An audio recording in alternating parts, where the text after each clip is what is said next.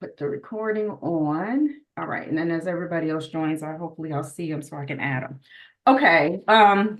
So I was asking during the week if you all had a chance to look at some charts and kind of see some of the strategies that I taught. And if not, it's not a problem. I just wanted to know how that went for the week. Yeah, I did. I definitely looked at I was practicing a little bit, so hopefully I got it. We'll find out. Okay. Okay. So what I'm going to do, so that's kind of where we what I usually do is I usually recap as to where we left off because I know that kind of is like a new concept that's being introduced as far as reading charts, what to look Yes. for, how to look at it, and it can be a bit overwhelming. So what I'm going to do is just kind of go back over those three strategies because that really is the start to everything. So you have to have the ability to identify like when you're looking at the charts, what am I looking at? To be able to continue on in the process. So the three strategies that I taught to you all was one was the double crossover. So that is a combination of visual and data. So it's the moving averages, how that top, it's really what I'm saying, the moving averages. When you're looking at your chart layout, it's that top chart, the MACD, which is that bottom chart, and the RSI. So you're using pretty much everything that's on that screen together to determine whether or not the share price is getting ready to go up or down.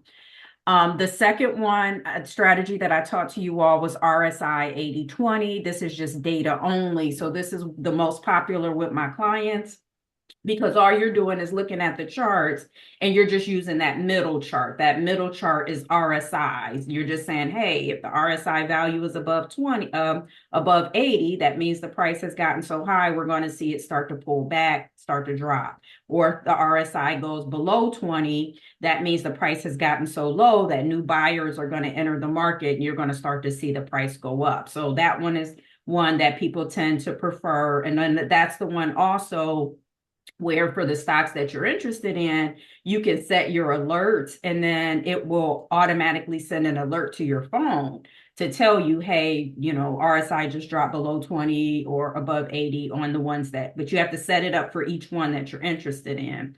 And then the other one is rips or dips, and this is visual only. And actually, I thought I sent you all an email invite to my private group page. And if I didn't, after this meeting, I'm going to today, I can't do it right after because I have meetings till 4, but I'm going to confirm between today and tomorrow that I added you all. So rips and dips is just the visual only. If you're looking at the charts and there's a sudden spike up, a sudden drop down, then you just take basically the reversal play. So that this is pretty much where the market is right now with everything that's going on. We're in a war, you just all kinds of stuff that's happening right now. There's some credit, banks are stopping people from doing withdrawals from the banks. There's some, big credit like lending type things that are going on. So there's a lot going on that's having an impact on how the market is moving from gas, from oil reserves, all kinds of things.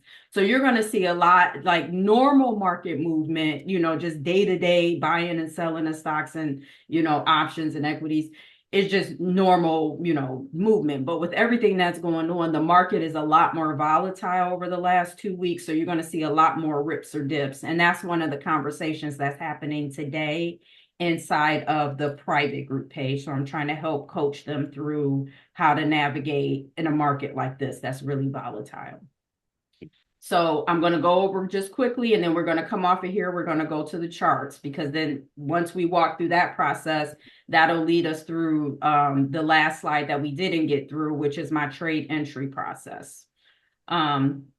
So for the three strategies again, the first one I taught to you all was the double crossover. So basically, when you're looking at the charts, okay, now it's working today.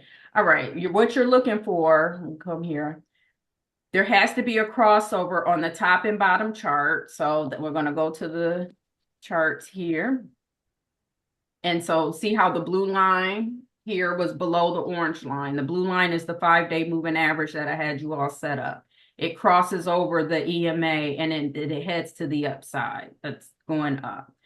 And the same thing on the bottom. The purple line was underneath the red line and then it crosses over. So that crossover has to happen on the top and the bottom chart.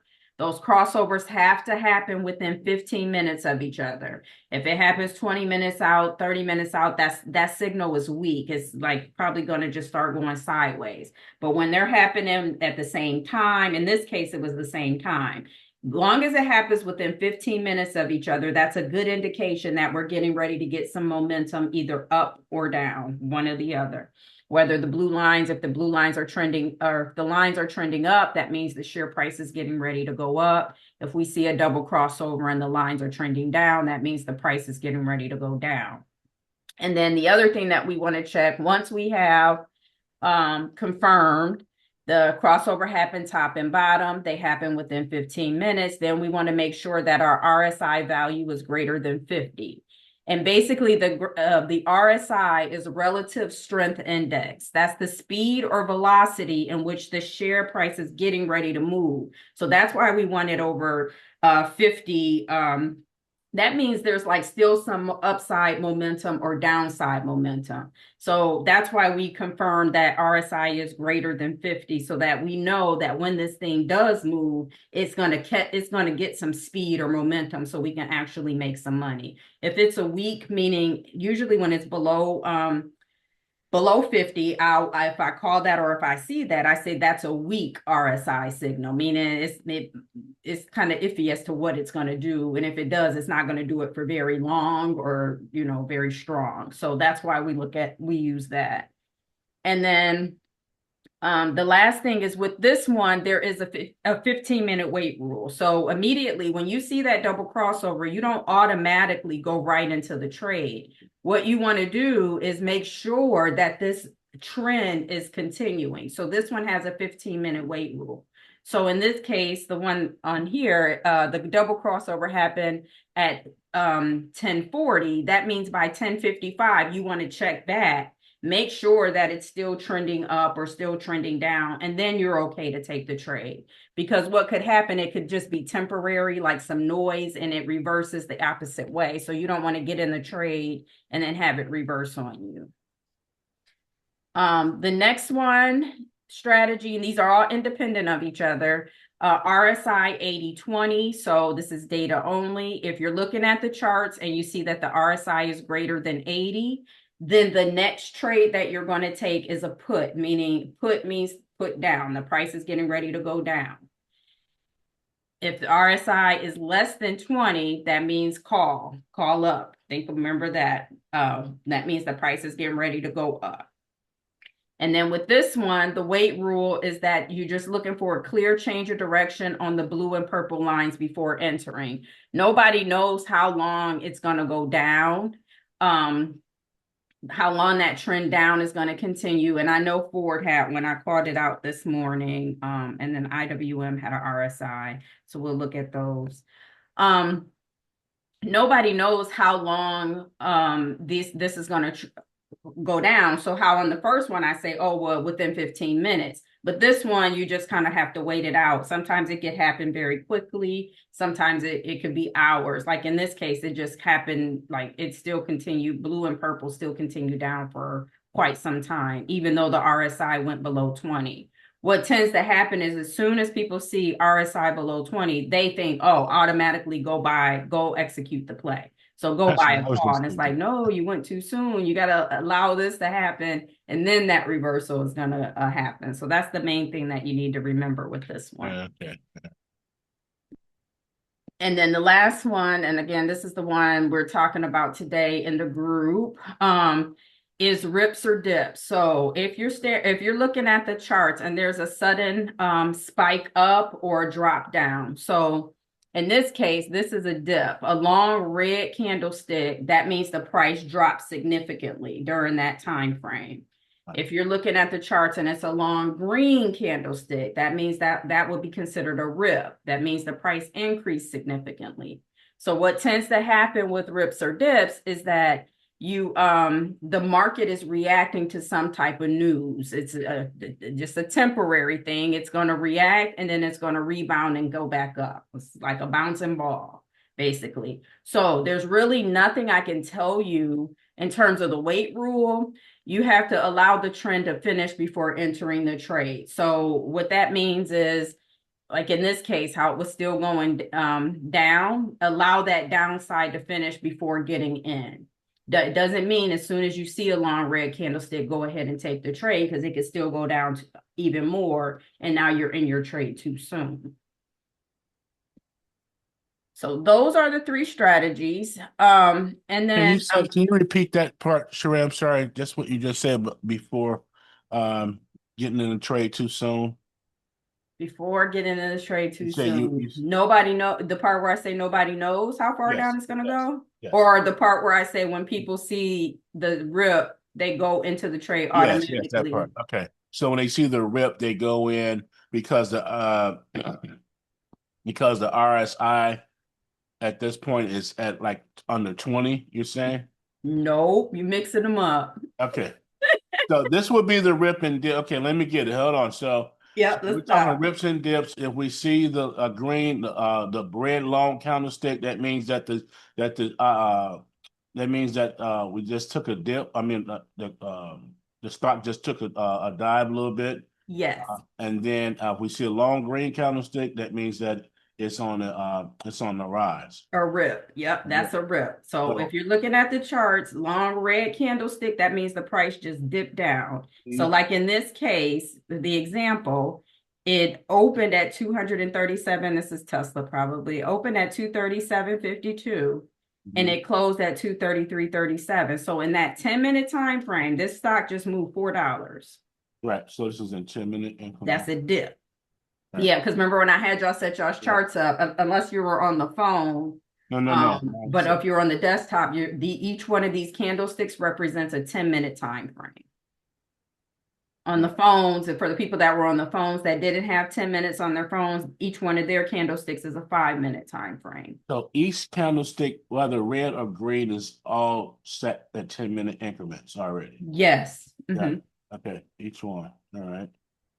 Okay. Yeah. So that's what you would be looking for in the charts.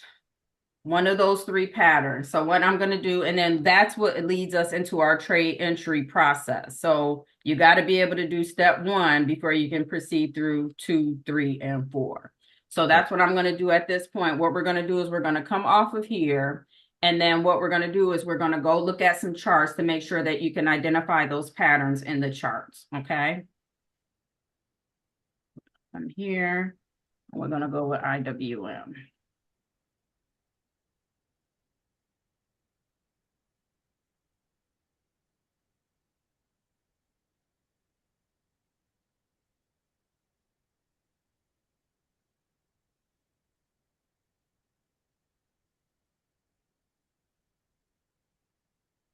Making sure I'm on a 10-minute time frame. Okay, so here we go.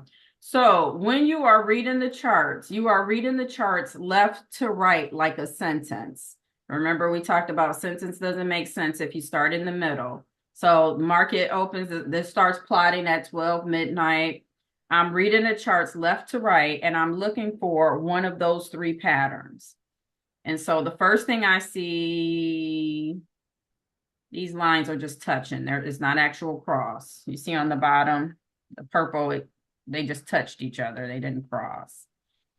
On the top, you have a little bit. The blue was on top and then crossed over, but it didn't do it on the bottom. You see that?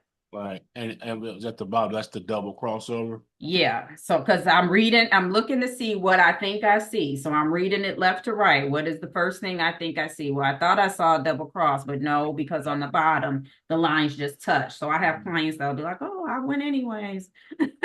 I'm like, no. um, but anyways, so reading the charts left to right. I'm still moving forward on the charts.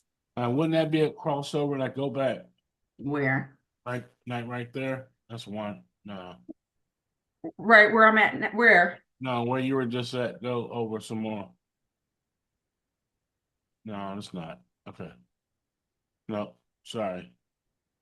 No. No. The first thing I see on here, let me go moving forward. We got a low RSI 20. So we have a RSI, it's like 20.12. The third one, let me blow that up. I'll leave it right there. Look on the left-hand side of the Yep. screen, the third thing up is 20.12. See it. So that's like a low RSI. So what I do at that point, I start with a 10, but then I would drop it down and say, okay, let me see what this gives me. Man, why did you do that? Why did you drop down to 5 minutes out of the 10? So if I run a 10-minute time chart because 5 minutes is just way too soon in order to make any kind of decisions off of with options because of how quickly they move. Got it. When things are close like that, then I'll drop it down to a shorter time frame to see if it meets the conditions. Got it. Usually with the 10, you can see it, but when it's real close like that, then I just drop it down to see. Got it. Got it. So when I and I think this is the one I shared in the group at 4:30 or something this morning. So we had a RSI. So on the phone, again, too, remember when you're looking at the phone, those people have a 5-minute time chart. So that we did have an RSI below 20 at about 4 o'clock this morning.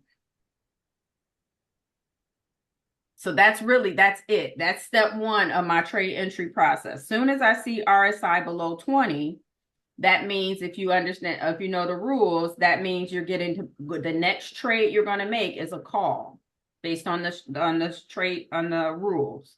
So that means the price is getting ready to go up. And now we have the benefit of time. We saw that it did exactly that. But because it's 4 o'clock in the morning, you can't actually take that trade because the market isn't open at that time. So what I teach is that you just go ahead. It still made the move that my rule said it would make, right? But then what you would do is just allow that upside to finish, and then you would just play the reversal to the downside once the market opens. And those trades are now up over 100%. Does that make sense? Yes. Can you go back a little bit there? I'm just scanning. I wish I could move my mouse on this one. All right, where am I going to? I'm trying to identify these crossovers on here. Well, that's a different strategy, though. We don't need to identify a crossover. When we're reading a chart left to right, you're looking for one of those three patterns. And the first one that I saw was a RSI below 20. Right. That's a call. That's a call. So that's an indicator that we should be buying. Or we may be, we may have to buy. We may be buying if the other two indicators meet. What other two indicators? You complicating it. Oh my God. That's all right. You complicating it. What other two indicators? Okay, so We're gonna go back to the slide. We're gonna go back to RSI 80/20. okay. So if the RSI is greater than 80, then buy a put. If the RS less than 20, then buy a call. Okay. So is that it? I mean, are we just going on the RSI? No, Yeah. that's it. This is data only. This is the one that's data only. That's it. Okay. All right. That's it. That's all I need. All I need when I'm reviewing that chart is as soon as I see RSI is below 20, I know that the next trade is going to be a call. And that's step one of my trade entry process. That's So I'm it. complicating things over here. Yeah. Yeah. You think so. And this is where I say, like traditional methods, they hang out on charts all day. They think you got to do all of this with the charts and the candlesticks and lines and levels. No. With mine, it is that simple. Really? When you see RSI below 20, you know this is telling you that you're going to be setting up for a call. That's it. The only thing now we need to do is allow the trend to finish before we take it. Gotcha. But in this case, we're going to go back. In this case, this all happened in the pre-market, right? So say if this happened when the market was open and we Okay. had an opportunity to get the call, then we would have just been riding it up, making money this whole time. At some point, you probably would have sold it or whatever you would have done. That part, I just need to get you in the trade first. Then once you're in the trade, now you have to manage it once you're in it. Right. Well, my people would have already been in the trade back here based on the fact that RSI was below 20 and there was a clear direction change on the blue and purple line. That's the only thing I asked you to wait for. Yeah. All right. Done. That's it. Okay. That's the rule. It's that simple. RSI below 20. And that's why I said this one is the most popular. This is the one that most of my clients are like, this is the easiest one. This is the one that I learned. The problem with that is if you learn this one and you don't learn the others, one could cancel out the other. And then you're Mhm. taking the trade and miss the fact that something else has happened that caused the one you were going to take to be invalid. So that's why I encourage you to learn all three of them. So you can, when you're That's reading, that's where I was getting confused at when I was saying all three. I was speaking of the other two, but yes, yeah, that's what I was referencing. Okay, yeah, so all right, so the RSI is the rule of thumb. no. The RSI, that's not our rule of thumb to use the RSI. You just said that. No, today this is what's on this chart. Are you saying when you say rule of thumb, what do you mean? That's the you said that's our simple. Well, just for this chart. But So when you each make chart it, is different. Yes, each Uh, so say for instance, so this is IWM. This is I how IWM. This is one commodity. This is one that I usually start the beginners on. So for IWM, for any stock that you want to trade, you're going to pull up their chart and you're going to read their chart from left to right, looking for one of those three patterns. So correct. each chart could be different, will be different. And not even could be, will be. So let's look at let's do Walmart.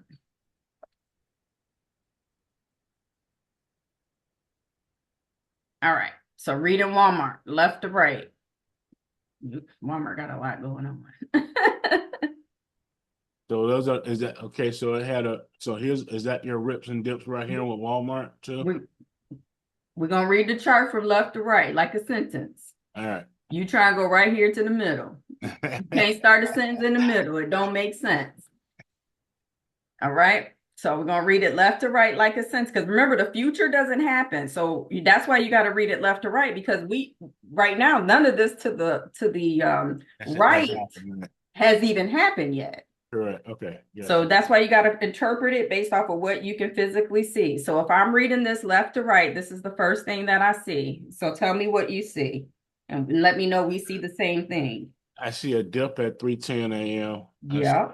I'm RSI at 14.9.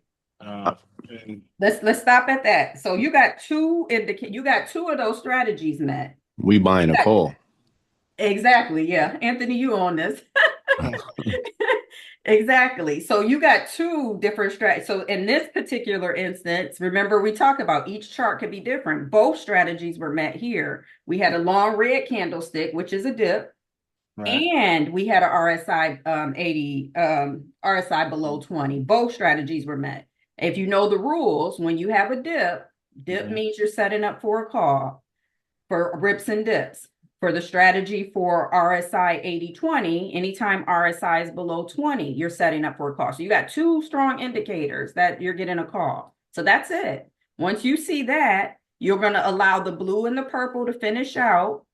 See how it kind of went sideways and it dipped down some more. So that's why we don't go immediately into the trade. We allow whatever that move is to finish. And then we would get in, and then it kind of bounced around a little bit, and you just have to manage it once you get in. When you say finish, right? How do you when you say let allow it to finish? What do you mean?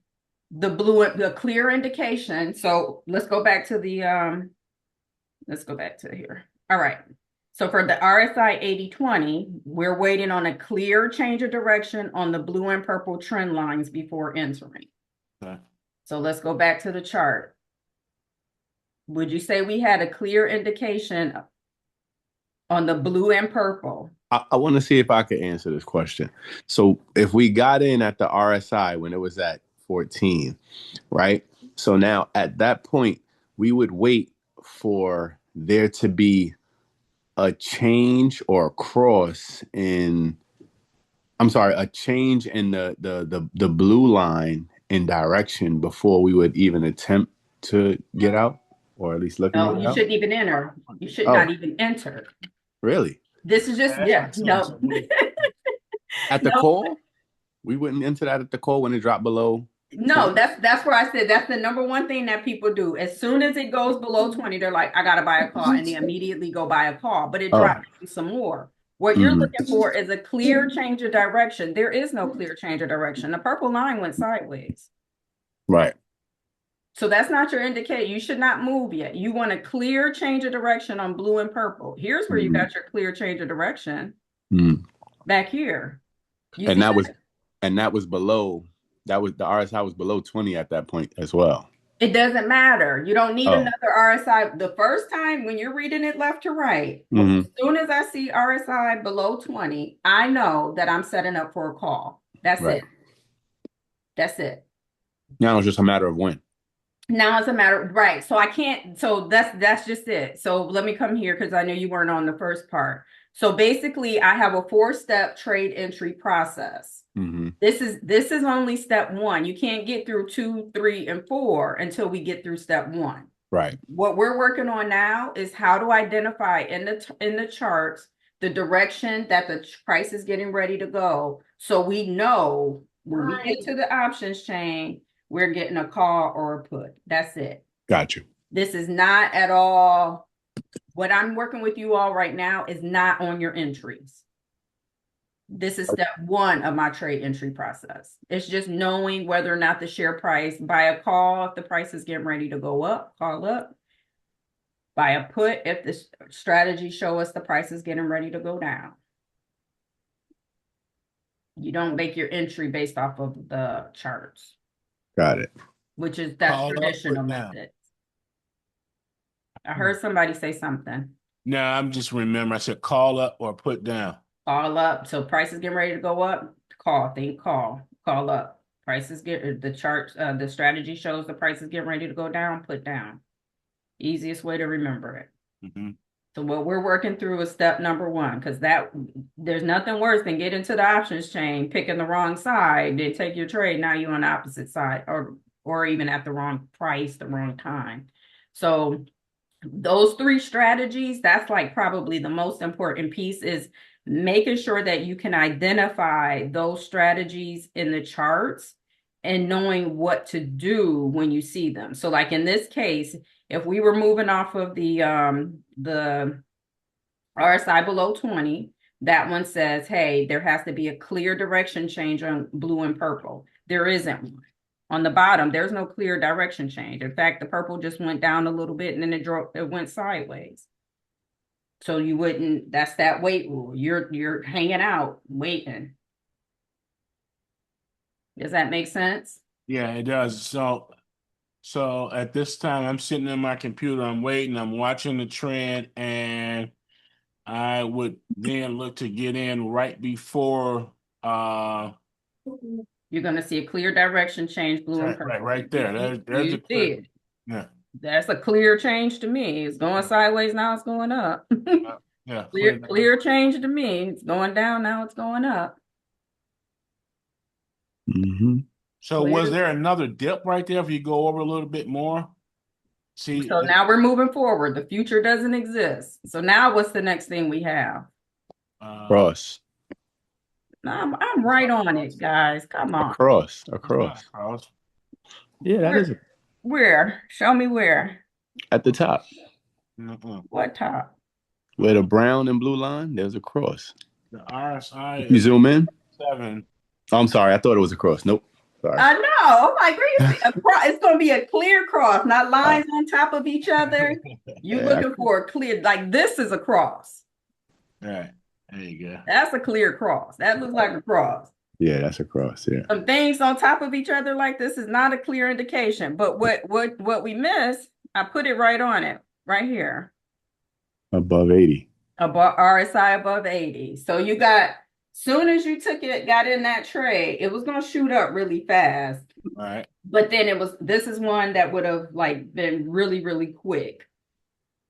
You would have had, again, once you get in it, then you got to manage it. That's why I teach, if you're up 20% or more, go ahead and hedge it if you're not going to sell it, because we don't have a picture of the future. So once you're in it, you got to manage it. What we got immediately is RSI above 80. RSI goes above 80. That means what? Get ready to put in a put. Yep. You're ready to buy a put. That means the price is getting ready to pull back and go down. So just say you took that first trade and you were in a call. Hey, the price is getting ready to go up. And no sooner than you get in a call, now you got a signal that said, hey, this thing's getting ready to reverse. So you have to make a decision as to what you're going to do with it. It kind of just went sideways. It reversed a little bit, but I would have took profit. right, exactly. I'm out. Yeah. And that's why I teach. So that's why I teach. You would have gotten your 20% very quickly. It would have happened very fast because remember, we get in it back here before the upside even happens. Mhm. So it could be fast. It just, because we're in such a volatile market right now, this is what you're going to see. Just a bunch of up downs for, I don't know how long this is going to last. Mhm. So y'all learning at a good time because you're learning at one of the most challenging times. Mm. Yeah. So it's gonna test your skill. It's gonna test your skill. So in this case, you got an RSI above 80. So what you could have done, either if you took that call, then you could say, okay, I got an RSI above 80, then you could buy a put. Now you got both sides because we don't know what the future doesn't exist yet. So we But don't know how where this do we is gonna take play out. their call? Where do we take it? Okay, so you ready to go to that step? Well, so no, I'm not trying. No, I'm asking. You No, talking about the 80?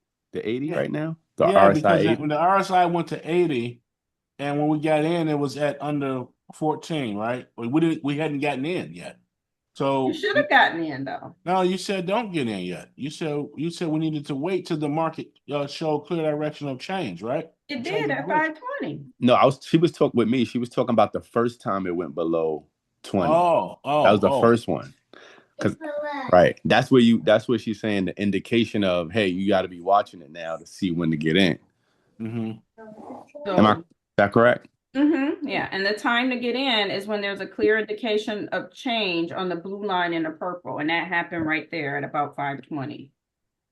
Yeah. Right. It didn't happen. What he was saying was back here. He said, well, hey, this thing dropped below 14. Right. That's Yeah, it. I'm Let's popping go. in. Let's pull the trigger. And I'm Right. like, no. Exactly. And the reason the answer is no is because, again, the price still continued to trend down some more. So right You there would is have where you been got in in. too This is where soon. you got in at right there. Yes. Right. That's what that was my question. Yes. So we got in when we bought a put right there. No. I mean, we bought a call right there. I'm sorry, we bought a call. Yes. And then when we had that the dip, that's when we bought a put. We didn't have a dip. We had a RSI above Right. 80. So it's either at that point you either gonna take your profit and get ready for the next trade, or you're gonna hedge it. I'm taking profit.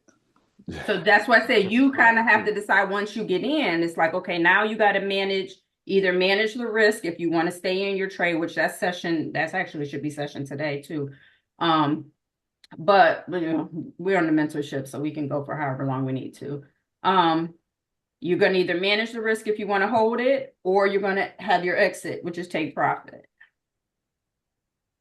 But even after you take profit, at that point you still don't hop into the trade.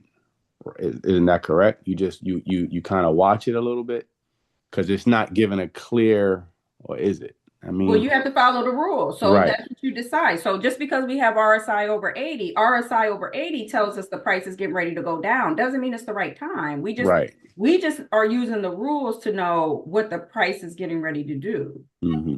And then it went down for a little bit, but then it just kind of and went sideways. Right. Yeah, doesn't mean, again, so I think that's probably like the most fundamental difference. This is what I'm actually going to be explaining more inside of the private group. And like I said, after today, between today and tomorrow, I'll make sure you guys are in there. is the most fundamental difference between my strategies and what most people, the traditional methods, is they're making entry decisions based off of what they see on the charts. Mine's are not. Mine's are just the only thing I use the charts for is to tell me what's getting ready to happen. Right. And I want to be in the trade before it happens. Now I kind of understand a little bit more what you mean. Because at that point, I just got out of my call and now I'm looking at the charts. I see RSI is over 80, but yet I don't have I don't have a clear indication that it's going to go up or down. So I'm waiting at that point, even though RSI is over 80. I got it. So that's the key word. It's the clear indication, a clear indication. And that they skipped that one. Right. Anytime I'm unsure, that means you do not need to get in. And this is how you know the purple line, look on the bottom. It's just straight ways. Yep. There's no clear indication. There's nothing that tells me, hey, this thing's getting ready to go up. So it's clicking. Just hang out and wait. Now, back here where we got a clear indication. If I'm waiting to get into a call, wait for it to go up. Now I got a clear indication. That's a clear indication that it's going up. You see how that blue line has changed direction and it's headed up. You look on the bottom, you see how that purple line has now changed direction and it's headed up. This is where you would get in back here, but a clear indication. It makes sense now. And now you're riding it up. So you're already in it. While everybody else is waiting on candlesticks and marking up charts, my people are already in it, riding it up as the candlesticks are forming. And that's why we're able to get high double, triple digit returns where everybody else doesn't. They're going to probably come in at about here. And then they're catching it probably through this range here because that's how they do it. So with this trade, I would have got in 3 times. I believe I would have got in this trade 3 times. 2? I would have rode it from the first one would have been a call on the RSI below 20. Yep. Then you would have took profit. And then you would have set up for a put based on RSI above 90. Correct. So that I would have took profit again there. Yes. And then I would have got in again. I would have took 3. It would have been 3 trades on this one. Already, yes. Yep. So that's really all you do all day long. Once you take your first one, you can come off the charts because all you're doing is just alternating between sides. Wow. And that's basically what I do all day long. I just flip back and forth between the 2 sides, taking profit or hedging or whatever the case may be. Okay.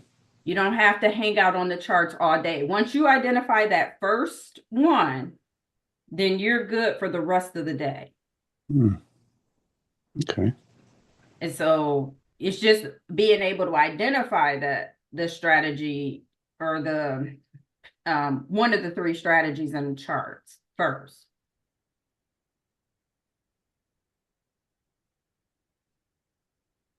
Okay. I got it. We got a rip long green candlestick. So what does that tell us? That the market is the market was the stock was going up. And it shot up.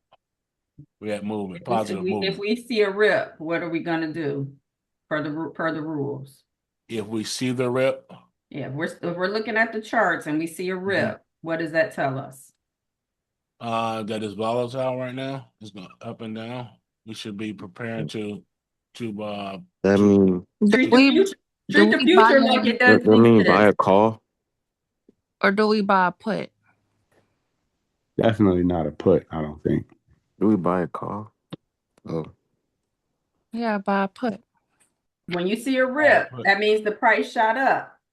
It's going to start to come back down. And it did exactly that.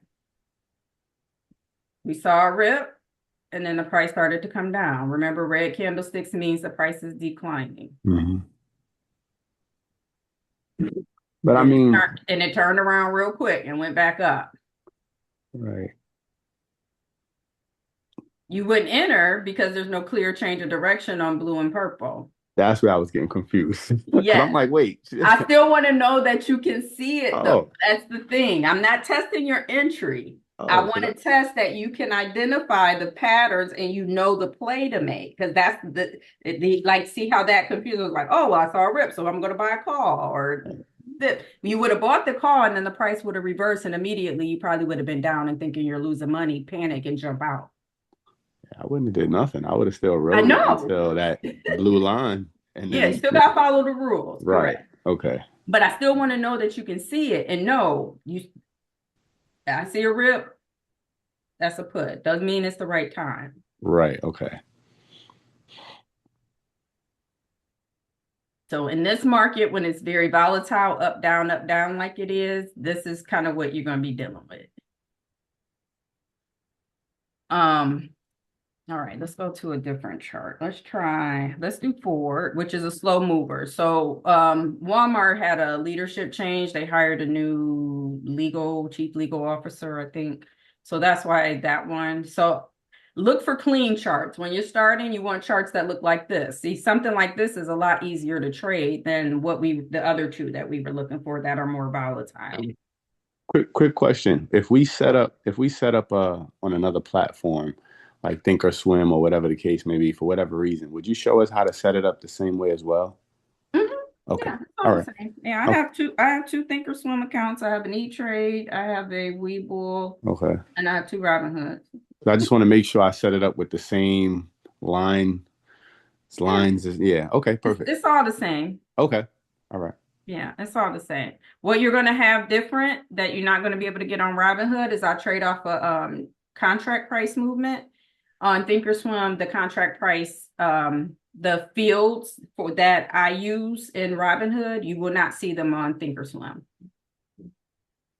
because nobody trades off of contract price. I'm like the only person. Okay.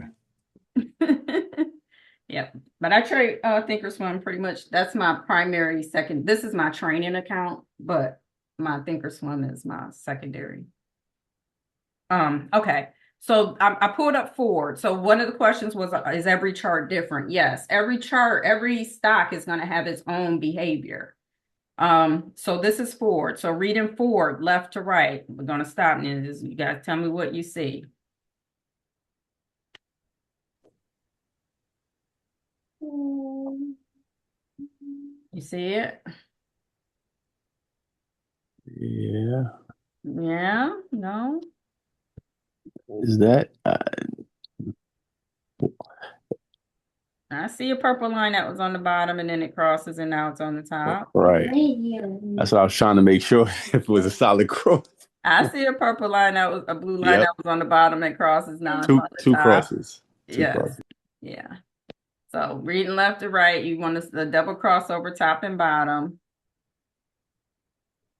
So that happened 12:15. Then we got an RSI above 50. Mm-hmm. Now this one has the 15-minute wait rule.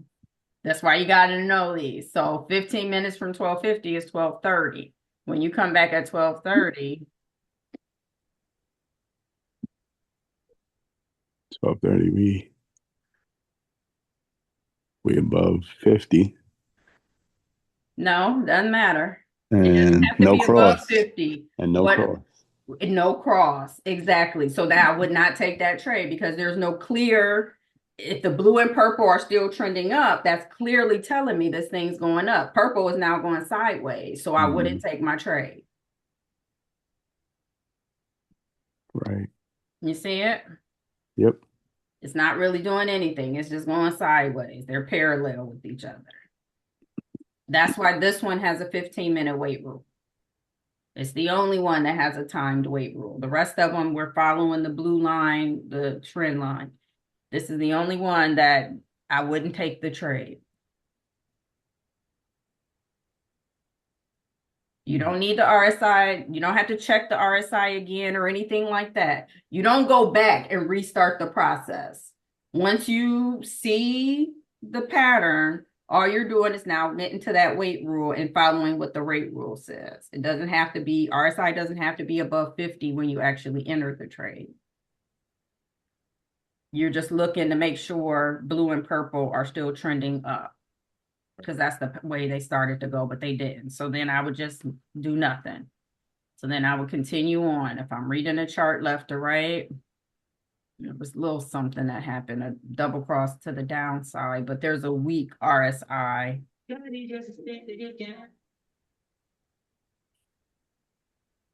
So here at 250.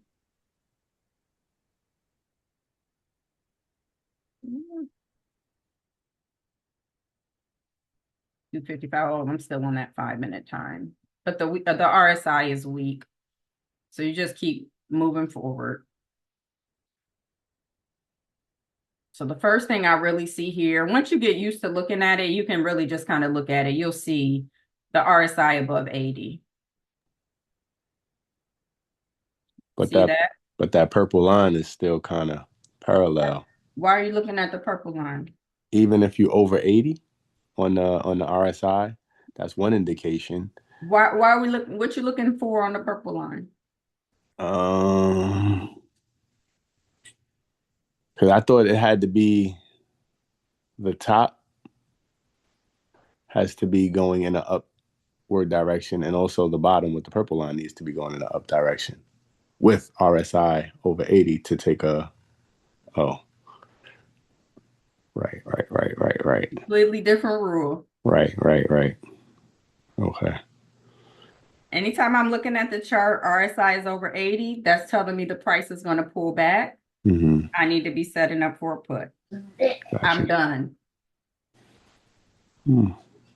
Don't try to mix this one with this one. Got you. Okay.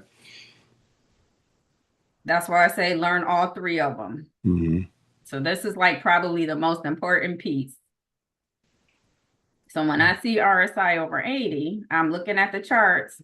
And put means what? Put down. Mm-hmm. We know all the way back here at 6:50 in the morning, 8 o'clock in the morning, I'm telling my clients, guys, Ford is going down. We're already in it before Ford goes down. Traditional methods is going to wait till the market opens, start marking up the charts, and then they'll catch it like when it's after it's already happening. My people are already in it as it's happening, making money the whole time. So that's something you would just be ready. Like, all right, we're gonna put a call in. I mean, a put in. No, you still gotta follow the rules. Off the. You still gotta follow the rules. So what does the rules say?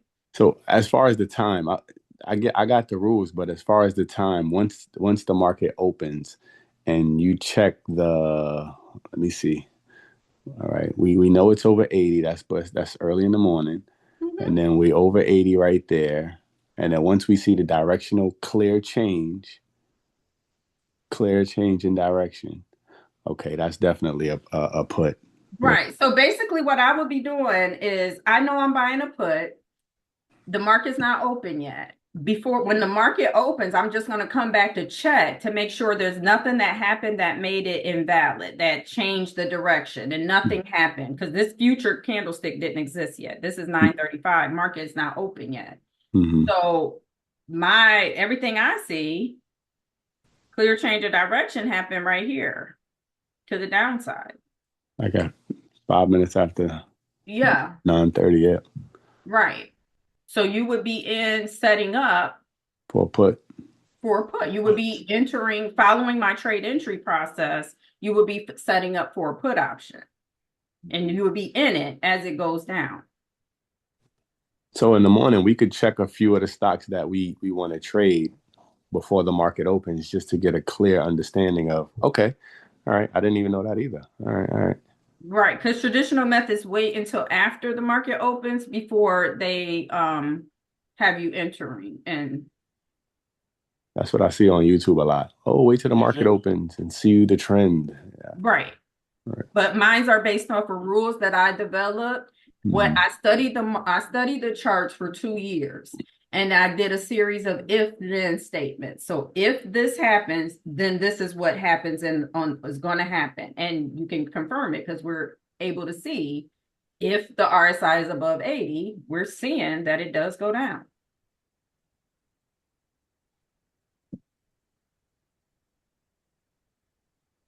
So these plays are already up from their low. Like you would already be in it making this money. Ford doesn't move as much as some of the other ones. but like this was $5. It's now worth $20. So just to say you bought 10 of them at 5 a piece, that would be $50 investment, and it's now worth $220. Mm. Mm. Nobody else is doing this. I think starting out for us, well, for me personally, I think I'm not gonna be like, what did you call it? Like, I guess hedging. Like, for instance, when it's going all the way up, I'm just gonna see the profit and take it until I get comfortable enough to be able to like hedge it. Yeah. Yeah. Yeah. And that's what I say. Each person kind of decide for themselves what they want to do. Right. And yeah, I say, take the profit, take the money and run, especially now in such a volatile market. When you're hedged, Right. now it's just like your decision making has to be quicker, thinking, stuff like that. Okay, Right. so I'm going to move us past the part about the charts because we're going to do practice trades next anyways. We do 6 hours of practice anyways, where we're going to walk past. So I'm going to finish us up on the education piece. And then next time when we meet, we'll actually walk the process through and do some practice trades so you can see them in like how it actually works. So that's step number 1. So moving to the trade entry process. The best setup is the right direction. This is what we've been working on so far for the last hour. Knowing whether or not you're going to be buying a call or a put. Then the right contract. So knowing, okay, now I know I'm buying a call or put. When I get to the options chain, which one am I buying? And I'm going to walk you through my process for doing that.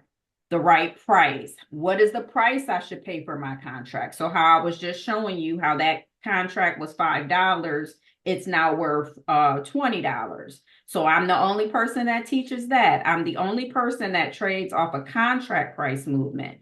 Everybody else trades off a share price movement. So that's why I was saying on Thinkorswim, when you set up the options chain on Thinkorswim doesn't even give you the option to add contract price as one of the columns. It only gives you bid ask, but it doesn't give you contract price, low, high, and low as one of the columns to add.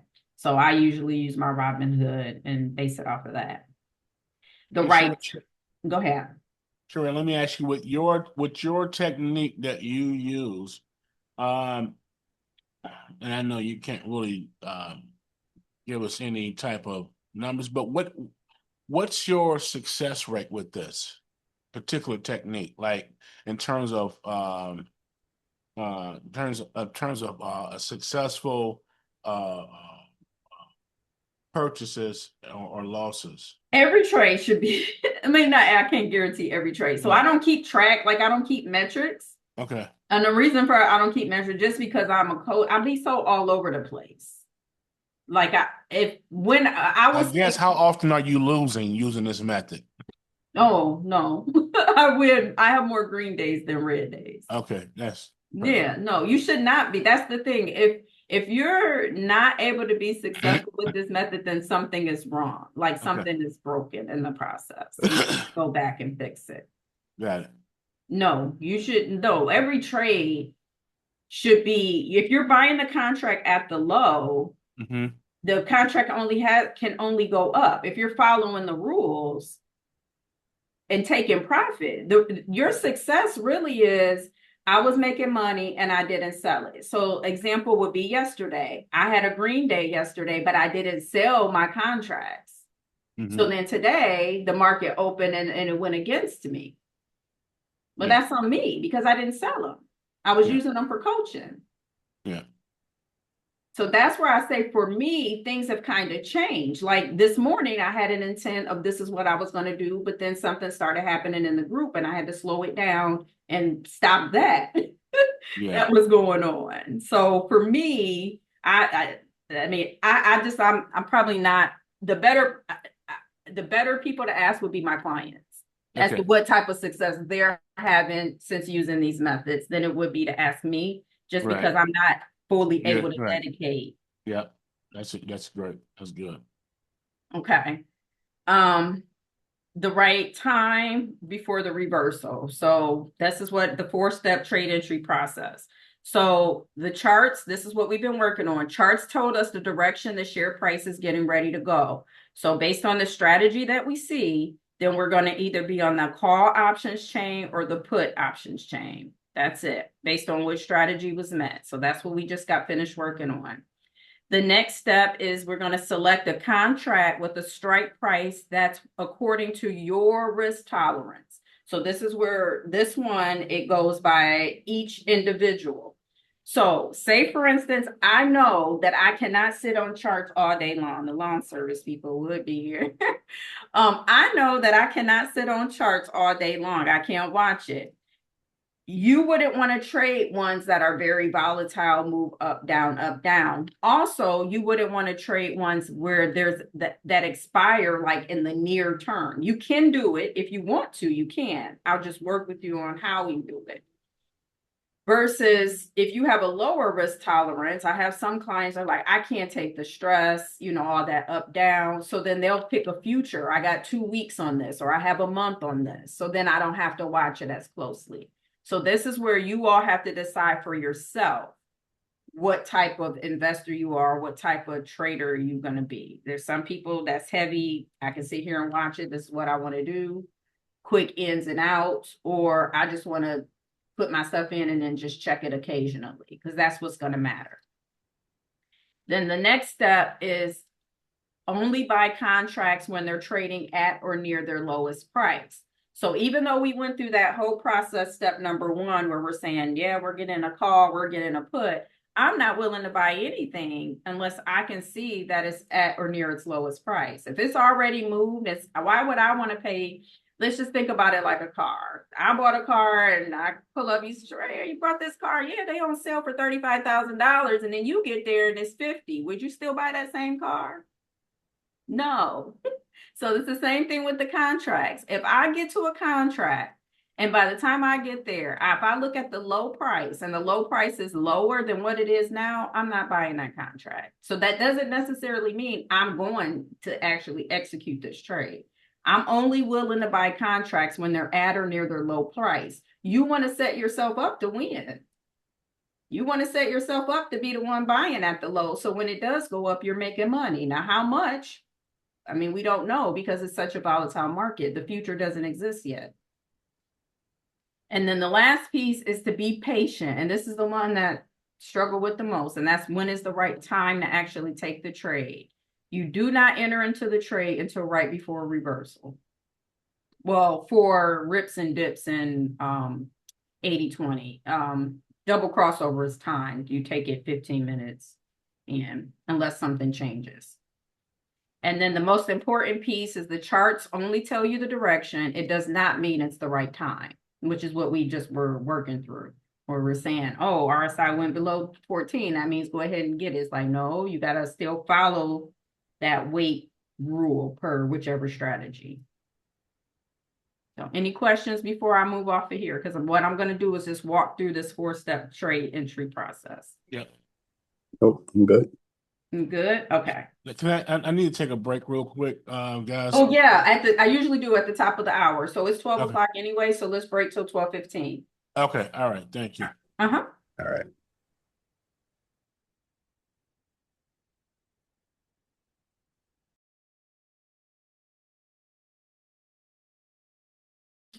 All right. So right before we took the break, we went through the 4 steps. So first step is direction, whether or not you're going to buy a call or a put. So we're gonna walk through that process.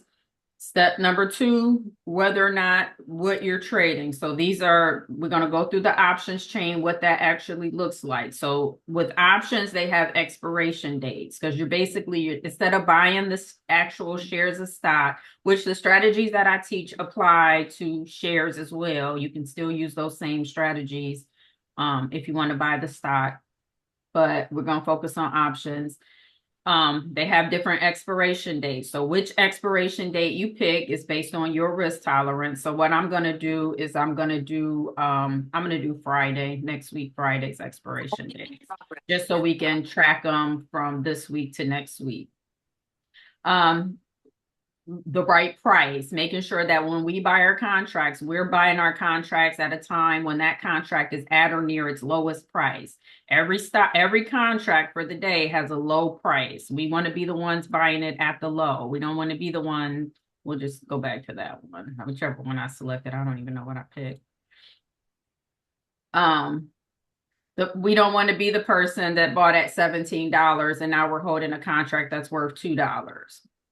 Right? We want to be the person that bought it at $1 and now it's worth $2. So let's just say if it was $100 investment, it now be worth $200 versus this person who paid $17 for the same contract. So this is what I'm teaching you. And then entering at the right time. We don't want to enter and then thinking, oh, it's the low, and then meaning the lowest price that it's going to be today, and then it drops down even lower. So I'm going to teach you how to know when is the right time to actually enter right before the reversal so that you just start making your money. Now, whether or not how successful you are really is going to be from there, a function of how you manage your trade once you get in it and your exits, whether or not some people just hold it. I was up and then I was up $150 and then I decided to go to lunch with my friends and then I came back and now I'm losing. So it really is like that is really what dictates the success. So with that said, I'm gonna use Amazon's chart. So I'm gonna go back to the main screen. So in the first session, we went over this, last session, second session, is how to read the main screen. So this is the one where we talked about the high, the low, that type of thing. So before I can trade whatever stock I want to trade, I need to know how does that stock typically move on any given day. So Amazon, this is one of the more stable stocks. It doesn't move a lot. Again, market is now volatile, so the market is moving a lot just all over. But normally Amazon doesn't move a lot. So today, Amazon, one share of Amazon has been as high as $211.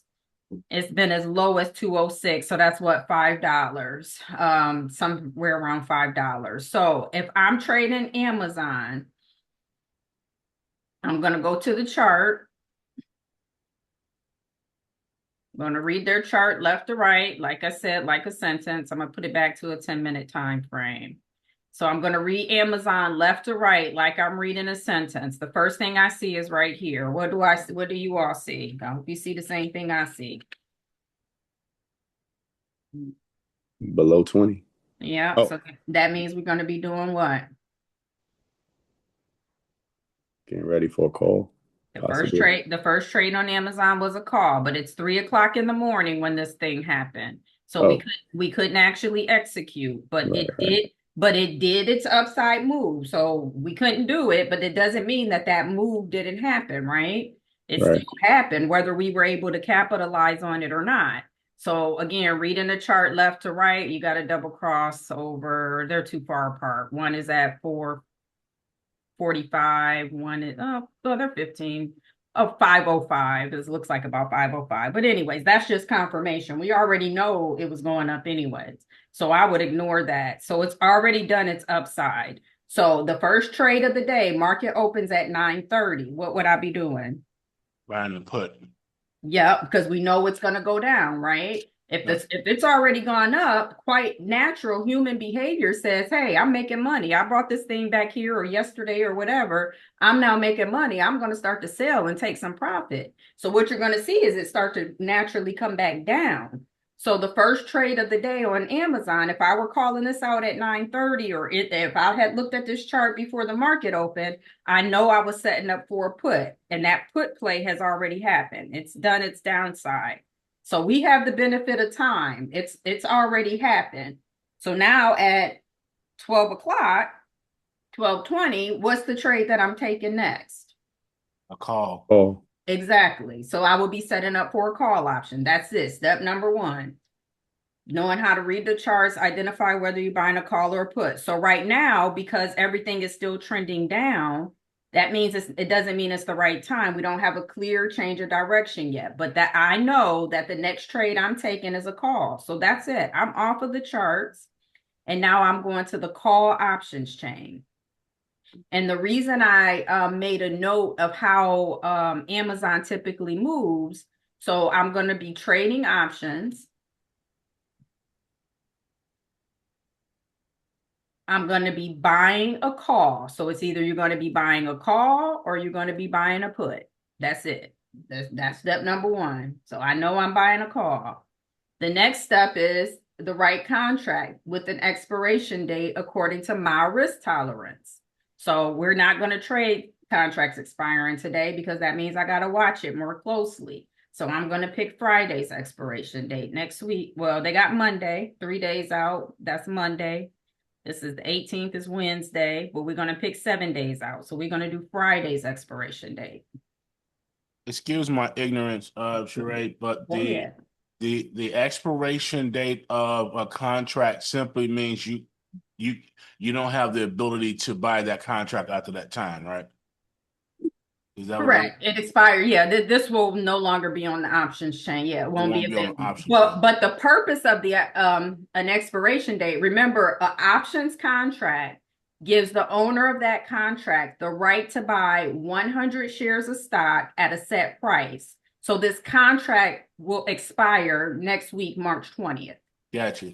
And the next contract will come in at a different price. Correct. Yeah. So no matter what. So the pricing, there's a slide in your deck in section 2 that says factors that influence options pricing. Expiration date is one of those factors. So the more time you have on a contract, the more expensive that contract is when you're buying it. Oh, gotcha. So if you trade in current, we can look at that. So like say I was trading today's expiration date. Mm-hmm. Let me see here. And I'm looking to buy a call. This is $12. So the 210 expiring today, if I wanted to get this right now, it would only be $12. The low was 8. Remember, I'm trying to teach you. So we would have wanted to get in when we got here. So when you ask me about how do you know you're making money, it might not be a lot, but if I bought it at 8 and it's now worth 12, am I not making money? Yeah. Exactly. So and then you just have to, based on what what your goals are, you might have to scale and buy 10 or buy, if you've got a set dollar. If you're just trying to, what I teach people to first focus on the process before you focus on the profit. Gotcha. Make sure you can run this process smoothly. Correct. So that way, when you do want to take larger positions and larger sizes, you can make, you know what you're doing. So now we're 12. So let's just do a 210. Let's just do 210 for Monday. So now the 210 contract for Monday is $124. You see how that works? So the more time you have on the contract, the more expensive it becomes because the price you're buying uncertainty. Like it's uncertain. We don't know today on Friday, one share. If I wanted to buy 100 shares of Apple stock, Amazon, I'm sorry, it's going to cost me $207.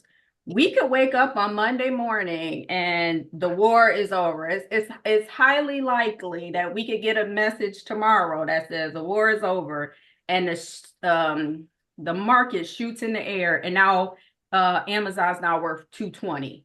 The person that bought this contract is going to say, sheesh, I'm glad I bought this contract that allows me to buy my 100 shares for $210. Because if I was going to buy them on the open market, I would have to pay $220 for them. Does that make sense? Yeah. So what do you mean if we bought on an open market? This is not the open market? This is the open market, right? Oh, okay.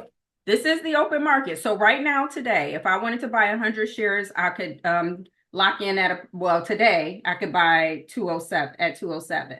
Yeah. Is there any logic behind for you with your utilizing your strategy, whether or not you would buy a shorter or a longer term contract? So right now, this is what I've been posting. I'm long on calls. That means future expiration dates. Okay. And JP again, but I'm also a day trader, so I'm a little bit different. Yeah. So when I know I can watch it and I know I don't have any clients and I can sit here and do my thing, I'm going to trade same day expiration. Gotcha. Because that requires you to be in and make frequent in buying and selling decisions. If I know I can't, then I'm going to get a future expiration date. So it really, step number 2, really, it goes back to, according to your risk tolerance, what you can do. Mm-hmm. That's the right contract for you. You can't base it off of what's the right contract for me. And I heard you speaking of earlier, hedges, placing a hedge around the contract. Mm-hmm. If I recall, that basically means that you're putting protection around your investment, basically, right? So Correct. whether it can't go past a certain monetary amount, or it can't go past um a certain what? Like, what's the hedge? So the hedge is like, say, for instance, we take the call Mm-hmm. and then we decide we're going to hold it. We're going to stay in this position. It's to minimize the risk of loss of capital. So this is actually risk management. So once you get in it, Okay. so when you go in, let's just say our first trade, we're going to do a call. Yep. Once we get in the call, once our call is making money and we say, okay, I'm going to hold it, I'm not going to sell it, then you need to hedge it.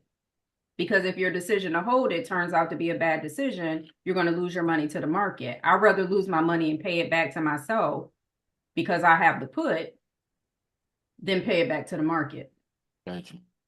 That's what the hedging is. Gotcha. Because the risk, there's a very real risk. You could take the trade and then immediately Donald Trump could say, I think he did it the other day, Monday when he was in Kentucky. And then you could take the trade based on the rules and something could happen. We don't have a crystal ball. So that's why you want to be hedged or just in position to be able to react very quickly. We're just in that kind of market right now. It's very volatile. Oh, I thought I was sharing. The screen didn't switch. Yeah, you're sharing it. No. There we go. Oh, yeah, there you go. This didn't switch. That's what. So this is the third section, the start of section 3. So we're at the end of section 2, and we're going to get through 3. Or if not, we'll have to do that in the next one. Okay, so for this, just for training purposes, so we know that we're going to get a call. So what I would be doing here is just setting up. So what I'm going to do is I'm going to do Friday because I wanted to allow it to hang out until we meet again next week so we can kind of track how this thing moves. Okay. All right. So with that said, remember I started out with Amazon typically moved today. Amazon moved what, $5. Now, if I'm trading current expiration dates, I'm going to only go where the current share price. So right now it's 207. I'm buying a call. I'm only willing to go $5 away. So if Amazon is 207, I'm only willing to go to the 212 if I'm trading current expiration. But we're buying ourselves a little time. We got a whole week on this one. So Amazon, if it usually trades 5 a day, I'm going to go 10 away. So the most I'm willing to go is probably the 217 strike. Meaning this is that contract price that if somebody wanted to buy 100 shares, it's locking in the ability to buy at 217. Currently it's 207. Then I'm going to go to the low. So what I'm going to do is I'm going to open that contract. And I'm going to go step number 3. I want to know when I'm buying this contract that I'm buying the contract. This is the current price, $83, at or near its lowest price. And it's currently trading at or near the low. Is it not? The lowest was 76. It's 80. It's like 82, 81. I'll go over what this means. At or near the low. I want to set myself up to win.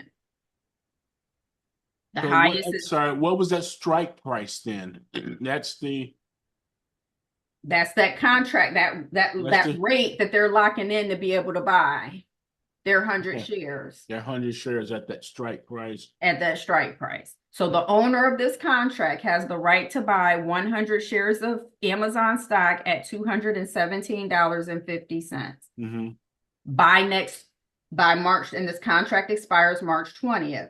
So remember, we don't know what next week looks like. So Amazon right now is 207. Tomorrow, next week, Wednesday, Amazon could be now 250 a share. And that person that owns this contract is going to say, geez, I'm glad I own this because now I need to get these shares.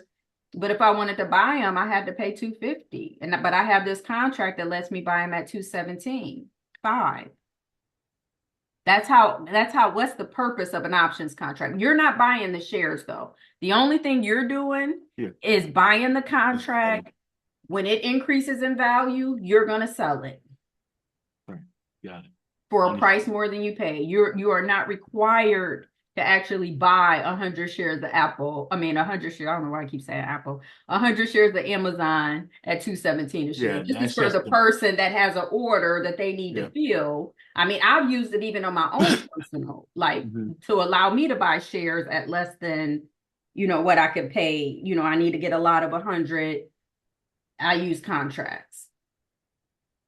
Because if you can read the charts and the price is getting ready to go up, why not lock in your ability to get it at a cheaper price? That's actually instant equity. Soon as you exercise your contract, hey, I got this contract that says I can get 100 shares for 217.5. That soon as you execute that order, you automatically have instant equity because market value is 250. Yeah. So that's how you use it. But that's more of an advanced method. So if I were, options is more, for lack of better words, I'm betting on whether this market is going to go up or go down, or this stock is going to go up or go down. Correct. So with options, you can make money whether the share price goes up or down, as long as you're on the right side of it. Right. That's why I teach you to read the chart so you know. Now, if you were actually buying shares, that's not the case, right? Because say, for instance, you went in today, we already let it move. The share price move. I should have added it to the watch list so you can see what's happening. Now I'm gonna do that. I got one other question too. Go ahead. And you showed us this before. Just on that Robinhood again, I keep hitting this Robinhood legend and getting, back to that black screen. What was this screen again? You said to get on this same screen. All right. So when you go to so just go to General Robinhood. Just type in robinhood.com. That's where I'm at. And your screen looks like mine's, this white screen? Yep. Okay. And then, so it looks like this, right? Yes. Don't hit this. Right. That's what I keep hitting. So yeah. That's it. Don't hit that. So when you're searching for stocks, you're going to just be searching here, Amazon. Okay. All right. I got it. See. Don't hit this. That's the more like trader view. Like when I say trader view, I mean like chart heavy and stuff like that. But that's not what I teach. Once you know what you're doing, you can move to that if you want. But that's only on the desktop too. So it's not the same view you'll have on your phone, which all of them pretty much are like this. Okay, so I'm gonna go to Friday's expiration. So see how the price jumped up, but then it moved back down. So don't ever feel like, oh my God, it's taken off, I gotta get it. You can be patient and wait. That's step number 4 on that trade entry process. What tends to happen is people are like, oh my goodness, it's taken off, I better go. But you don't have to do that. Okay, so the most I'm willing to go, as I said, I'm willing to go $10. So the current share price is 207.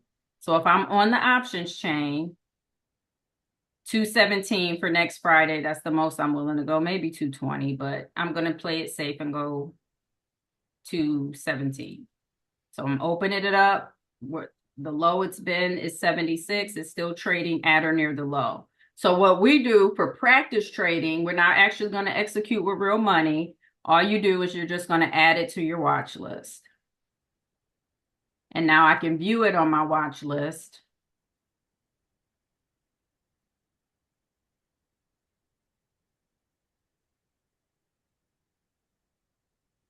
And this is where you would see what your returns are. So I went in at 83. It's now worth 84. I'm up by $1. And this is just going to keep moving.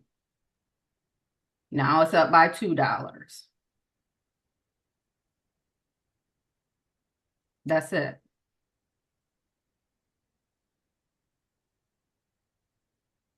Questions? Now it's up by $3. Now it's up by $4. Fortunately, they're blowing the front porch. That's it. I got it. That's it. So now when you're in it, what we're going to do, we're going to go ahead and do the hedge. So when I went in at 83, so if I were paying money, I would have spent $83. It's now worth 86, and it's just going to continue to move and bounce around. So what I'm going to do is I'm going to go ahead, just because we're training, I'm going to go ahead and do the hedge. So I'm going to view all options, and I'm going to go ahead and enter into a put. So what I teach, let me come here. So we're in the trade. We just walked through, let me come back here. We just walked through the trade entry process. We read the chart for Amazon. We saw, okay, the call was the first trade of the day, but that happened before the market opened. As soon as the market opened, it dropped down. We weren't in it because we were doing our training. So we took the reversal. We're going to ride it back up. So I just walked through the 4 steps of the trade entry process. I bought the contract basically when it was at or near its lowest price. I just took it just because we're on time. I probably would have just hung out and wait to see if it went even lower, but because we're on time. So if my decision to move too soon was a bad one, now I just have to manage my risk, right? If I went in at 83, now I have to decide, once I'm in my trade, I have to manage it. So these are the methods that I teach for managing your trades. You can either hedge it, which means whatever one you take first. So I took a call first. I can now go in and hedge it with a put. And I want you to note this. For your position, the first one you go into, once you're up 20% or more and you decide you're not going to sell it, go ahead and hedge it. If you're going to hold it and it's up or more, you might look up and you're up 100%, whatever the case may be. You don't have to do this though. Like I think Anthony said, hey, I'm not doing hedging. I'm just going to take my money and run. You can do that if you want, but this is just if you decide you're not going to sell it, then I teach when you're up 20% or more, go ahead and hedge it, meaning buy the opposite side. Or to manage your risk, you can do stop loss. So when you take your trade, you can say, before you even take your trade, it cost me $80 to get into that play. I could say, okay, I'm only willing to lose. Let's just say I'm only willing to lose a set dollar amount. So maybe it's $5. I say, hey, if it cost me 83 to get in, if this thing drops to 78, I want out.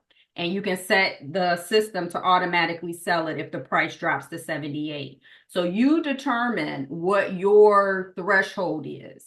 Or you can do a percentage. You could say, hey, I'm only willing to risk, 5%. Though 5%, if it costs you about $80, is going to be $4.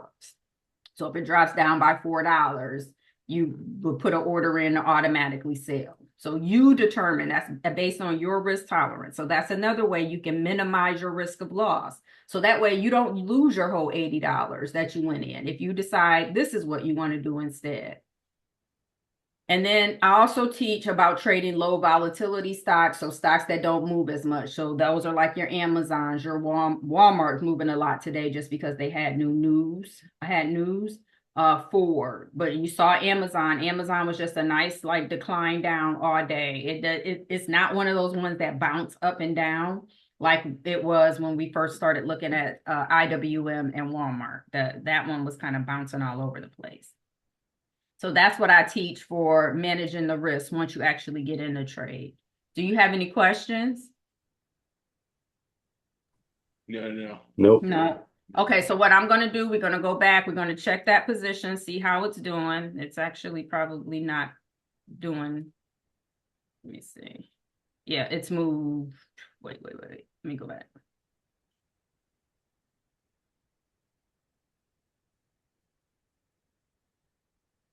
All right. No, it's making. All right. Oh, no, it's down. All right, so it went down. So again, managing the risk. So what I'm going to do, if I would have hedged it when I was already here, sitting here before I jumped off the slide, it's still going to move around. So I'm not really worried about it. Option. Then I'm going to buy a put. So current price right now is 207.50. Remember I said we'll go through next Friday. 10 away, so I'm willing to go to the 197 right here. At or near the low. It's not for when I hedge it, I'm not concerned about being the person buying at or near the lowest price. I'm not. So at that point, I'm just going to hedge it, add it to the watch list. Now I have protection on both sides. Move this out the way. Now I'm going to my watch list.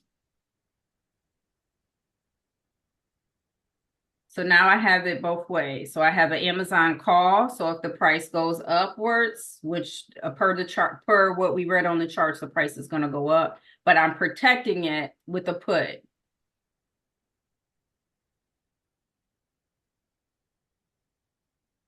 So now I have it both ways. So I went in at 136. It's now worth 135.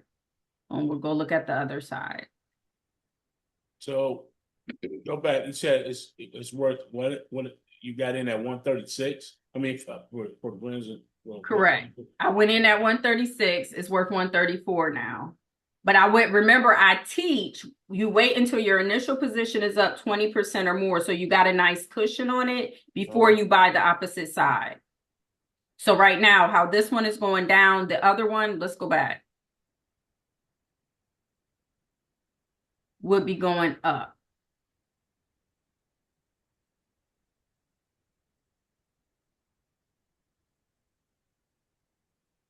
Well, I wouldn't have lost my money at that point, right? You wouldn't have what? I wouldn't have lost my money then at this point, right? You don't lose until you sell. Got it. So at this point, this one, we went in at 83. It's now worth 80. So when I was in a positive position up, remember, when you're in a profit and you decide you're not going to sell it, then you hedge it. Got it. Got it. I just took the hedge when this one was in a negative position. That wasn't the time for me to take it. I just was doing it for training purposes.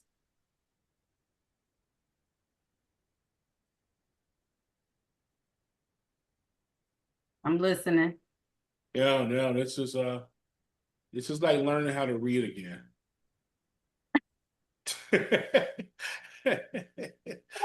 Oh, well, okay, let's go back. So we're gonna go back.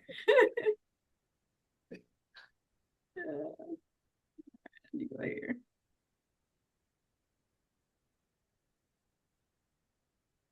We'll go back here. You see how they're playing against each other? Yeah. I see it. This is the put. So when one side is losing money, the other side will be making money. But I teach you the process in which to get in on both sides. So they're playing against each other. And then like here, I'm up. So I can now sell. I went in at 136. So that's where I think too, people react to, okay, I'm down, I'm losing money, and they sell and they come out of their position. So yeah, when you say, okay, well, how successful can you be? Well, if you decide to sell each one every time you see that you're losing money, then you're not going to be successful, right? Because you're reacting to what you see. We know that the share price is going to move up, down. But as long as you took your trades according to the rules, then you're okay. So like in this case, I'm up $8. It's just going to keep bouncing around. And on one side, I'm up $8, right? Come back here. On the other side, I'm down $6. I'm still would be net $2. I'm still up $2. I haven't lost anything. Because one side I'm up, one side I'm down. They're going to play against each other. That's what the hedging concept is. So you're not losing any money. If I didn't have my hedge, I just would be down $6 on my account. But because I have the other side of it, that's what's offsetting the loss. Got it.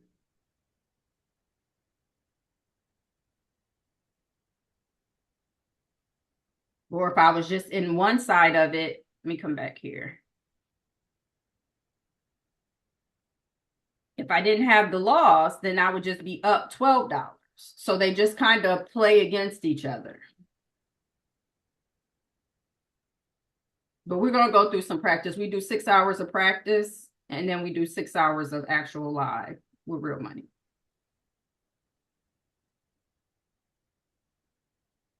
All right, so that's risk management. So hedging, using a combination of calls or puts to protect your positions.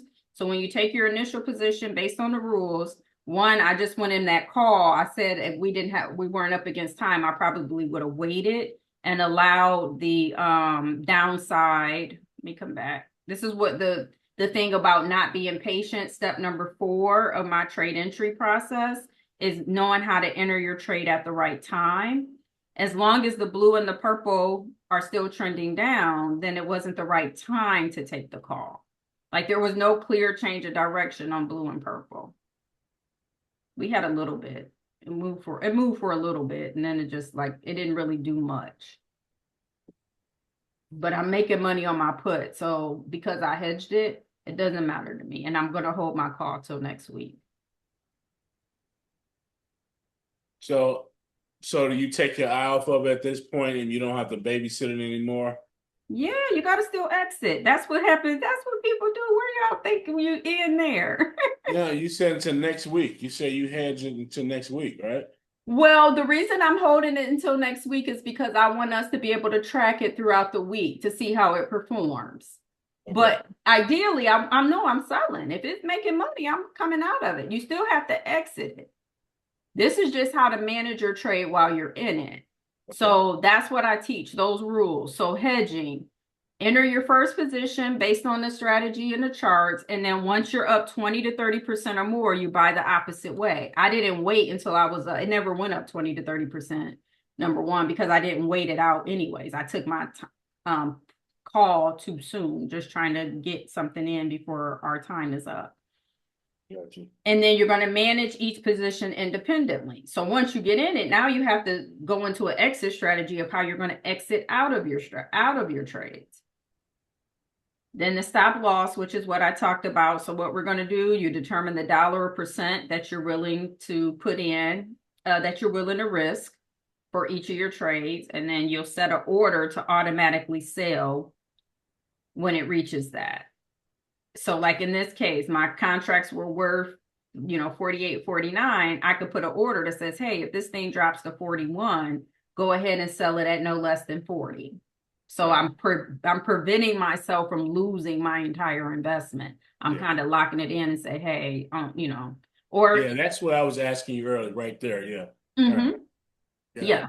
Yeah. No, oh yeah, absolutely not. So even too, like say for instance, I went in at $30 and now it's at 48, 49. So I'm up $18. Mm-hmm. I can just say, hey, put this in and sell at no less than 40. So it's not even that you're locking in a loss, because I could still be locking in my profit. If I went in at 30 and I put an order in a sell, it went up to 48, I didn't sell it, and the price starts to pull back, then I could say, hey, I still walked away with a profit. So I didn't actually lose any money on the trade.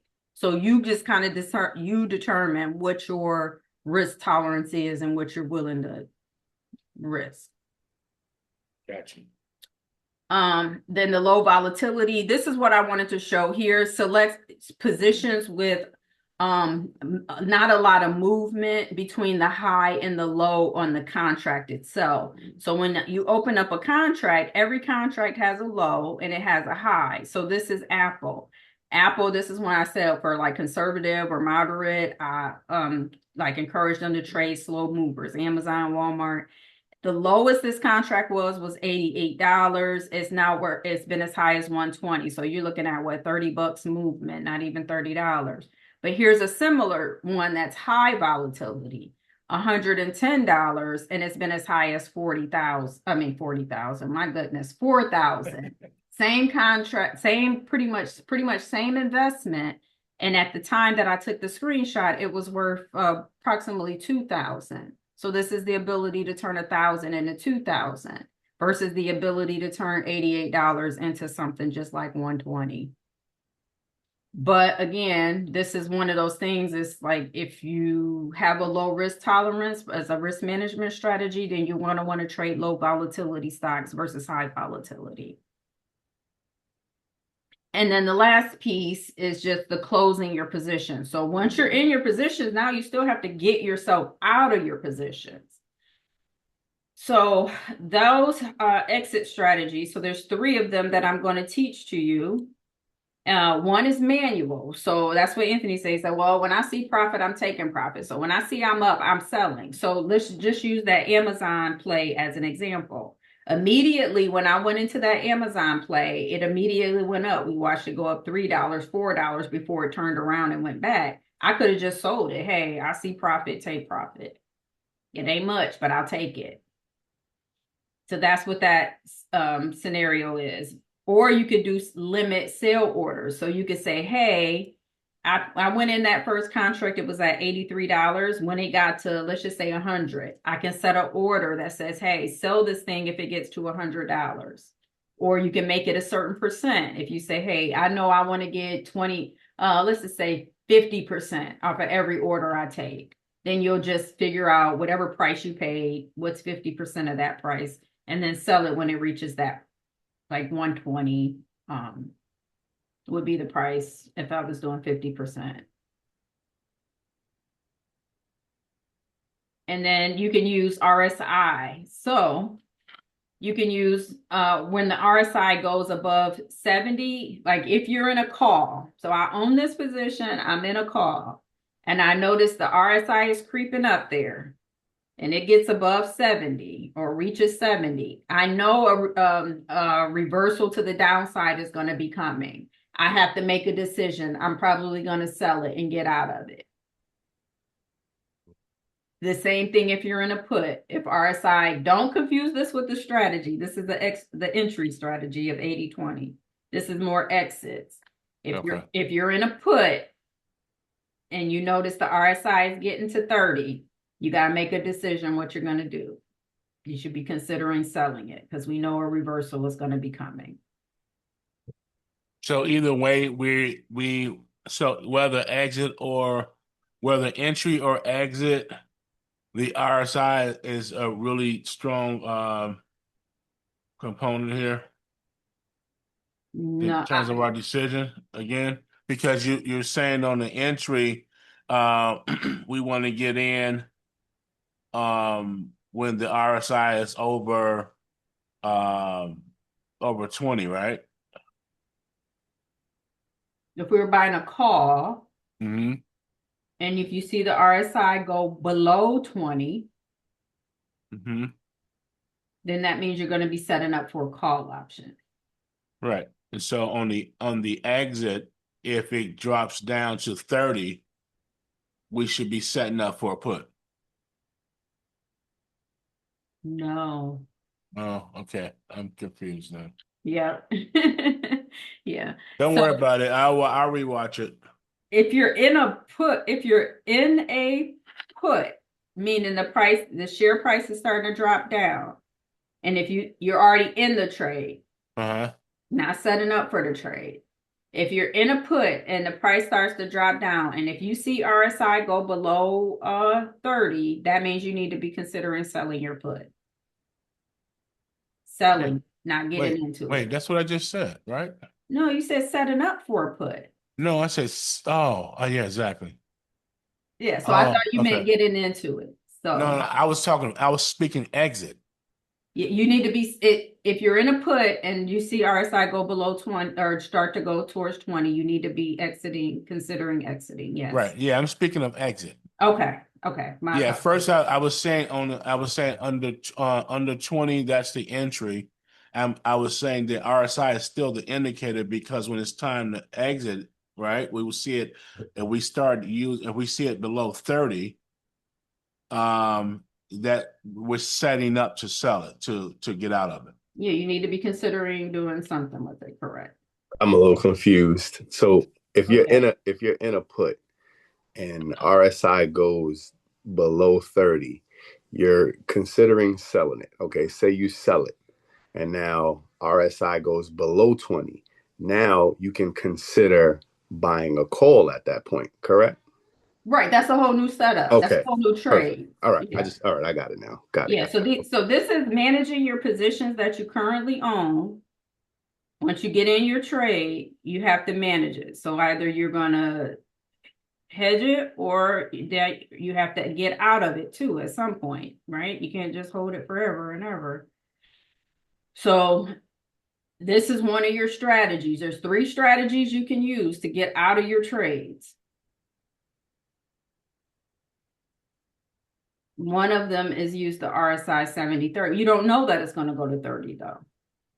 But this is how you decide which one of these strategies you want to use.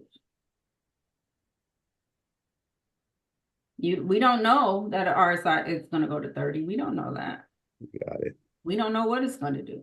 The future doesn't exist. So once we get in it, we decide. So you may decide, hey, I'm going to hold my trades until this is, if this is the exit strategy you want to use, this is how you're going to use it. You pick which one of these.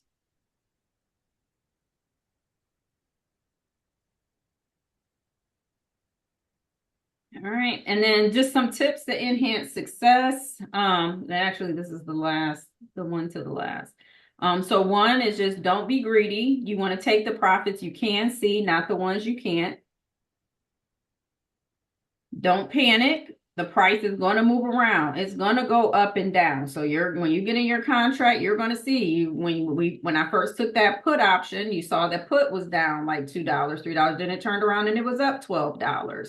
That's what it's going to do. It's not going to just go one direction. Be patient. You want to wait for the pattern formations on the chart. So what tends to happen, actually, the video that I'm posting today, I have a client saying I wasn't patient. I just went ahead and went. As soon as I saw RSI below 20 or above 80, then I just was impatient because I knew it was going to happen. Well, it might happen within 5 minutes, but it might happen within 2 hours. So you got to be patient. Use automation. So you can use limit orders in order to like get into your trades. So like, for instance, the one I use limit orders a lot. I really do, to try to lowball my way in. So when we were looking at that call contract and the low was $76 or something, and it was currently trading at about 83, 84, 81, I would use a limit order to say, hey, if this thing drops to 74, like lower than the low, go ahead and fill my order. So that's kind of how I use it. And then the same thing with selling. If you're in it, you can go ahead and just say, hey, when this price reaches, this certain price, go ahead and sell it and allow the system to do everything for you. So that's what I typically do, just because of the fact that I'm always just very busy during the day when the market is open. I tend to use automation a lot. I leave a lot of money on the table though when I do it that way, because I might just, I'm just setting a random arbitrary price, and then it could shoot up way more, or it could drop down way more. And now I try to catch it when I'm trying to fill an order. I care more when I'm trying to fill an order. I'll try to catch it and cancel it before it fills me at a price that's too high. So that's the downside with automation. It's only going to do what you tell it to do. Buy on sale. So you can use limit orders to buy at 40% less than the current ask price. So again, if I know I can't watch it and I get to the options chain, it's at or near its lowest price, I'm going to put an order in to go, okay, what's 40% less than the current price, and try to get a fill in that way. And then the last thing I teach is just to hedge all your plays. So the market moves both up and down. So let's go back and just check. And what I want y'all to do actually is put those 2 contracts on your watch list so that you can check them throughout the week as well. Okay, Amazon and what was the other one? No, go to Amazon. Yeah, I got Amazon on watch list already. No, we're gonna trade we got options. This is completely different. So you're gonna go on your Amazon, like Amazon's main page. For those that are on the phone, you'll go to Amazon, type Amazon in.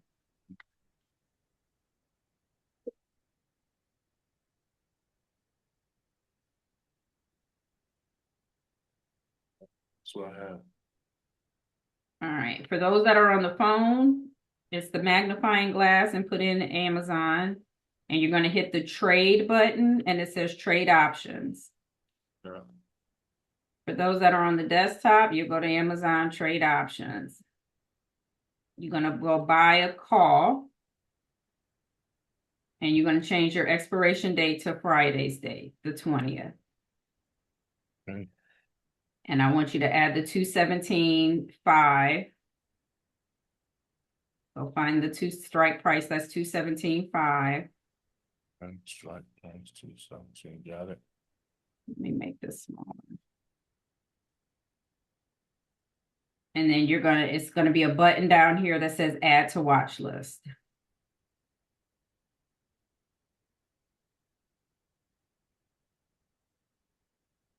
And you're gonna add it to your watch list. For those that are on the phone, here, I'm gonna come off of here and do it this way.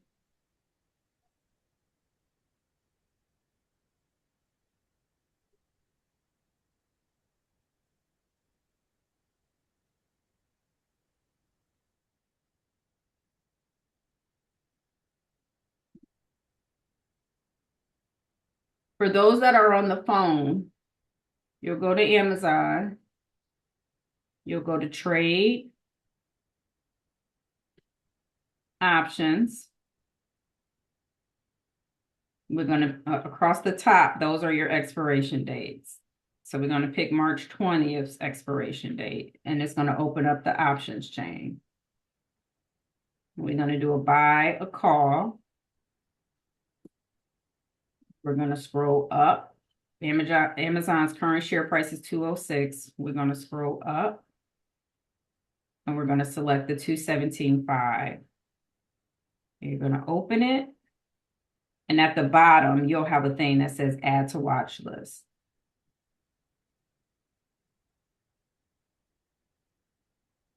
And then you can just click on, go back to Amazon. I don't know where it takes you from there. If you go back to Amazon and go trade options again, we're going to now do a put. We're going to buy a put. And I want you to add that same put that I added, which was the 197.5. This one here. So that 197.5, we can open it up. You're going to add it to your watch list.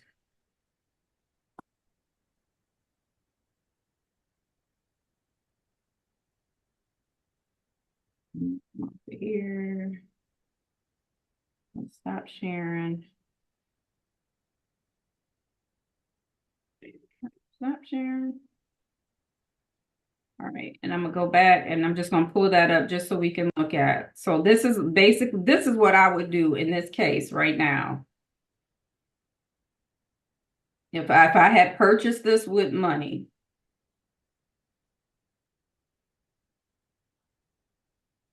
It's only up 11%. I would probably go ahead and just take profit because we already know the charts have told us that Amazon is going to go up, right? It's been trending down all day. I just went in too soon. So at this point, I'm just going to take profit on my put on my hedge and let my call run to next week. But I'm holding it because we're just going to keep track. So the lowest this contract today was earlier this morning. If we would have got to it when the market first opened, how the chart showed us Amazon was going to go down, we could have got this contract at less than $100, and it's now worth $150. Since we've been on this call, this is what it's done. We got in back here, 133. It's now worth 155.